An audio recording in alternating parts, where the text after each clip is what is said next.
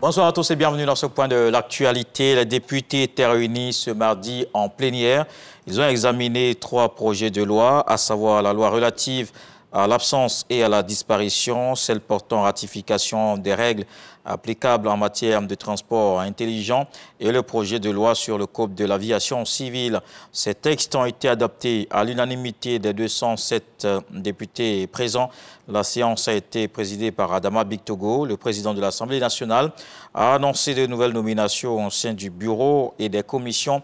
Le calendrier des prochains travaux parlementaires est également adopté par les députés. Le ministère de la fonction publique dispose désormais d'un manuel de procédure organisationnelle. Ce document a été élaboré en vue de satisfaire les attentes des usagers du service public. Grace Kando était au lancement officiel. Manque de célérité, retard dans la délivrance des actes, corruption et mauvaise réception des usagers, entre autres mots qui minent l'administration publique. Pour apporter des réponses à ces préoccupations, le ministère de la fonction publique se dote d'un manuel de procédure organisationnelle en vue de satisfaire les attentes des usagers que sont les fonctionnaires et agents de l'État. Ce manuel comporte 28 procédures. Désormais, ils auront un outil de référence pour regarder ce que nous faisons. Ça veut dire tout simplement que nous jouons la carte de la bonne gouvernance, la carte de la transparence et également de porter des améliorations en permanence de sorte à impacter la vie de l'administration publique. Mais on travaillait sans un document qui retrace nos procédures et ce qui ne permettait pas de faire une vraie évaluation de ce que nous avons à faire au quotidien. L'objectif est d'être dans l'amélioration continuelle de nos procédures en vue de satisfaire donc les usagers clients, comme on le dit. Ce manuel de procédure va booster la gouvernance de l'administration publique. Dans la gestion des ressources humaines de l'État, nous avons une multitude d'actions que nous devons effectuer chaque jour vis-à-vis de l'usager client. Tout cela nous oblige donc à faire en sorte que la performance de l'administration soit vécue au quotidien par les populations et que notre action facilite la vie aux usagers. Parce qu'à partir d'aujourd'hui, il va falloir faire en sorte que tous les agents du ministère de la fonction publique s'approprient ces procédures et la mettent effectivement en application. Le ministère est véritablement engagé pour jouer son rôle de moteur de notre administration. Le processus d'élaboration du manuel de procédure de la fonction publique a démarré en 2015 et a connu un coup d'accélérateur en 2021 et pour être finalisé en 2022. Et des inondations dans la ville de Dimokro, le fleuve Nzi était sorti de son lit.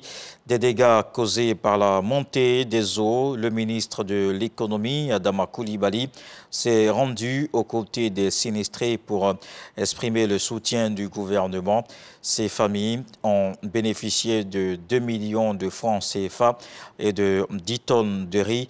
Il a par ailleurs invité les populations à libérer les zones à risque afin de sauver des vies. Dans le reste de l'actualité, le président Faustin Archange Touadéra durcit le bras de fer avec la Cour constitutionnelle centrafricaine. Dans 2 décrets distincts datés de lundi, il a mis fin aux fonctions de la présidente de la juridiction, Danielle Darlan, et du juge Trinité Bango. Les 2 personnalités font l'objet, je cite, d'un empêchement définitif après avoir été mis à la retraite de la fonction publique. Les juges de la Cour constitutionnelle saisis par l'opposition doivent très prochainement se prononcer sur la constitutionnalité de ce processus. En Afrique du Sud, des pourparlers sur la guerre en Éthiopie, sur la table des délégations du Tigré et du gouvernement central éthiopien à Johannesburg. Depuis dimanche, la rencontre se tient dans un contexte très tendu. Très peu d'informations pour l'instant filtrées sur ces négociations, mais la perspective de ce dialogue n'a pas apaisé les tensions. L'armée fédérale gagne du terrain au Tigré. Selon les médias tigréens, les bombardements aériens perpétrés par des drones continuent. La communauté internationale appelle de son côté à un cessez-le-feu. Rishi Sunak est devenu officiellement Premier ministre britannique. Il succède à Liz Truss, qui a eu un mandat record de 49 jours suite aux réactions suscitées par son plan massif de baisse d'impôts. Il est le troisième en 2 mois dans un pays plongé dans une grave crise économique et sociale. Le roi Charles III a chargé l'ex-banquier de former un gouvernement. L'ancien ministre des Finances devient ainsi le Premier ministre, le premier dirigeant britannique d'origine indienne, de confession hindoue. Il promet d'œuvrer à la stabilité économique et surtout de regagner la confiance des électeurs par son professionnalisme, son intégrité et sa responsabilité. Voilà pour le flash d'information. On se retrouve à 20h pour la grande édition. À suivre tout de suite les infos régionales.